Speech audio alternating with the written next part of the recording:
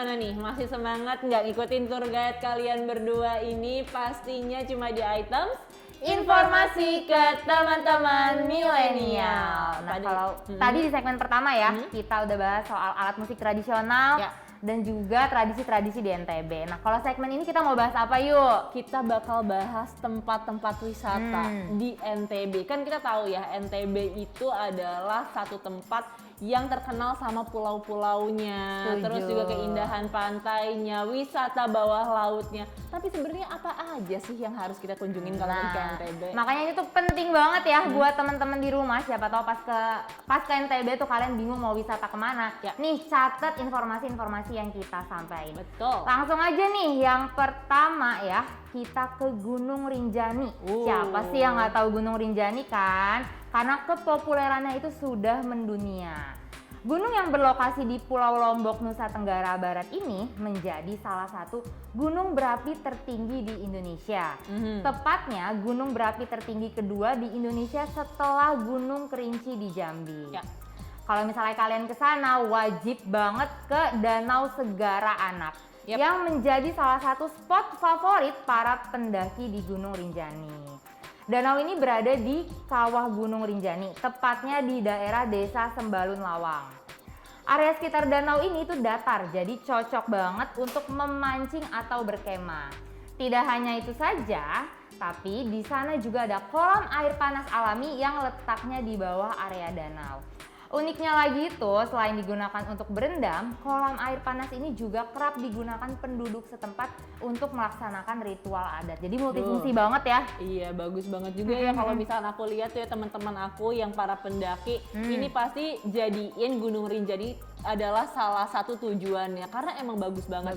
Tapi karena dia itu adalah salah satu gunung tertinggi di Indonesia, biasanya untuk pemula itu jangan langsung ke Rinjani, pelan-pelan dulu ya. Gunung-gunung yang kecil dulu lah ya, betul, yang baru terlalu Rinjani. tinggi. Betul. Nah, selanjutnya kalau misalkan tadi udah gunung, ini kita akan jalan-jalan untuk lihat pantai-pantai, air, laut gitu ya. Tim gunung atau tim pantai nih? Tim Putri? pantai dong. Aku juga tim sama pantai. Ya. Sama. Cocok berarti kita. Nah, ini siapa sih yang nggak tahu Gili Trawangan? Nah, teman milenial nih pasti udah akrab ya sama Gili Trawangan. Dan seperti yang udah kita tahu bareng bahwa Gili Trawangan itu punya pemandangan yang indah banget, airnya juga jernih banget, masih asri banget di sana.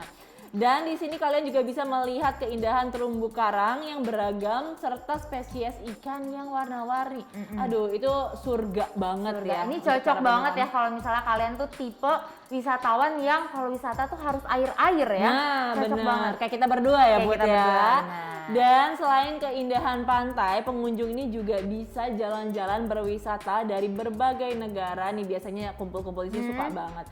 Dan kalau pengen ngiterin pulaunya, kalian tuh bisa pakai sepeda atau juga bisa pakai delman. Wah, ada delman di sana? Ada, jadi kita bisa sewa untuk mengitari Gili Trawangan. Seru banget ya. Betul banget. Nah, tapi emang kalau di sini itu dilarang menggunakan kendaraan bermotor supaya alamnya ini tetap terjaga, tetap asri. Itu seru banget kan. Tapi Put, ternyata selain Gili Trawangan ada juga loh namanya Gili Meno sama Gili Air. Mungkin banyak yang belum tahu ya karena selama ini yang terkenal Gili Trawangan kan. Bener. Nah, kalau di Gili Meno sama Gili Air itu beda banget. Jadi buat kalian nih teman milenial yang pengennya tuh yang sepi, terus santai, nggak terlalu banyak keramaian, tuh cocok banget kalau misalkan jalan-jalannya itu tuh ke Gili Meno. Karena kalau di sana itu nggak terlalu banyak resort mewah, terus juga lokasi-lokasi wisatanya itu sebenarnya bagus-bagus banget, tapi bukan yang terlalu ramai. Jadi kalau yang mau sepi-sepi, ini cocoknya ke Gili Meno. Lebih private ya. Betul banget. Dan kalau misalkan kalian kesini, itu sama kayak Gili Trawangan. Kalian bisa juga menyelam untuk lihat terumbu karang dan juga ikan, karena di sini tuh nggak kalah bagusnya sama Gili Trawangan. Tapi buat kalian ini yang masih di tengah-tengah kayak aku ya, pengen yang sepi tapi pengen yang ramai juga. Agak-agak plan-plan gitu ya kalau aku nih. Ini cocok banget jalan-jalan ke Gili Air. Kalau di Gili Air itu perpaduan antara Gili Meno dan juga Gili Trawangan. Ada ya, jadi Ada dong. Okay. Nah, di sini tuh wisatawan bisa menikmati pemandangan laut yang indah banget yang dihalangi oleh pegunungan Lombok di pantai utara. Dan kalau di Gili Air ini lebih banyak resortnya, villanya, hotelnya tuh lebih banyak, yang pastinya nyaman dan juga murah banget untuk para wisatawan. Selain mendapatkan pengalaman menyelam yang tidak bisa dilupakan karena keindahan bawah lautnya, di sini wisatawan juga bisa mendapatkan pengalaman budaya lokal karena ada kampung-kampung dari budaya lokal yang bisa kita kunjungi juga di sana gitu. Tapi kalau misalnya disuruh pilih 3 ya, Gili Trawangan, Gili Air sama Gili Mena. Kalau kamu tadi Gili Air Aku ya? Gili Air sih. Sama sih, Ya. soalnya bingung juga ya kalau terlalu sepi serba salah, terlalu rame juga salah. Iya. Jadi yang tengah-tengah aja ya. Karena aku tuh penakut kalau misalkan terlalu sepi gitu. Oh iya di benar-benar. tengah-tengah. Ngapain juga kan ya liburan sepi-sepi ya. Terus lanjut ya, kita jalan-jalan lagi tapi masih berbau-bau air ya. Oke. Kalau misalnya kalian ya tipe wisatawan yang demen banget wisata air, itu wajib ke Pulau Kenawa. Ini itu menjadi salah satu pulau terindah di Provinsi NTB. Letaknya itu ada di paling ujung barat Pulau Sumbawa maksudnya. Saat kalian ke sana, kalian akan disambut dengan butiran pasir putih yang terhampar di setiap sisi pantai. Dan di tengahnya terdapat padang rumput dengan ilalang tinggi. Ya kan, bayangin deh, itu pemandangan yang bener-bener menakjubkan banget. Pasti. Tapi kalau misalnya kalian mau ke sana, kalian harus menempuh perjalanan darat sekitar 1 sampai 2 jam untuk sampai ke pelabuhan Pototano di Sumbawa Barat yang menjadi pelabuhan transit, karena nanti kalian harus melanjutkan perjalanan menggunakan kapal kecil untuk sampai ke Pulau Kenawa. Dan tidak seperti pelabuhan pada umumnya yang penuh hiruk pikuk orang, pelabuhan Pototano ini tuh menawarkan keindahan pemandangan alam yang bisa kita bilang tuh alami banget ya, karena airnya itu masih biru dan jernih, sesuai lah kayak foto-foto di Google gitu kan. Iya, aduh emang ya Nusa Tenggara Barat itu aku belum pernah lihat pantainya yang jelek. Semuanya Iya, bagus, airnya bagus. jernih, bisa lihat sampai ke dasar. Tapi menurutku itu juga berkat masyarakat di sana yang turut melestarikan Iya kan. dong. Tadi aja nggak boleh pakai kendaraan bermotor kan Betul, buat putar-putarnya. Nah, dan NTB ini teman milenial juga memiliki banyak banget tempat-tempat yang indah. Salah satunya adalah Pulau Satonda. Dan pulau ini ternyata terbentuk akibat adanya ledakan dari Gunung Tambora yang berasal di lepas pantai utara Pulau Sumbawa. Dan Pulau Satonda sendiri ini terkenal karena memiliki danau yang adanya itu dia di tengah-tengah pulau, sehingga menarik para wisatawan karena pasti kan pemandangannya bagus banget nih. Dan gak cuma itu aja ternyata teman milenial.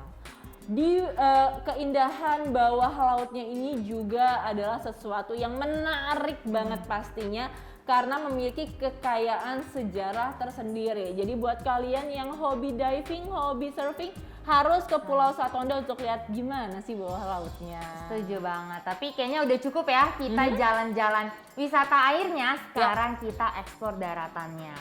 Jadi ya ada yang bilang katanya sih kalau kita mau lihat savana itu di NTB juga ada. Bahkan ada juga yang bilang kalau NTB itu adalah Afrikanya Indonesia. Wow. Kalian bisa ke Savana Doroncanga yang terletak di bawah kaki Gunung Tambora, Dompu, Nusa Tenggara Barat. Kalian bisa melihat tempat berkumpulnya hewan-hewan ternak milik masyarakat yang dilepas bebas. Tapi meskipun dilepas bebas, itu keamanannya sudah terbilang aman. Pemeliharaan hewan dengan cara dilepas di padang seperti ini itu sudah dilakukan secara turun-temurun oleh masyarakat setempat. Nah, kalian pasti ada yang bertanya-tanya dong, emang itu hewannya nggak ketukar-tukar ya? Nggak bakal ketukar guys, karena masyarakat itu akan menandai dengan simbol tertentu yang dicetak pada badan hewan tersebut.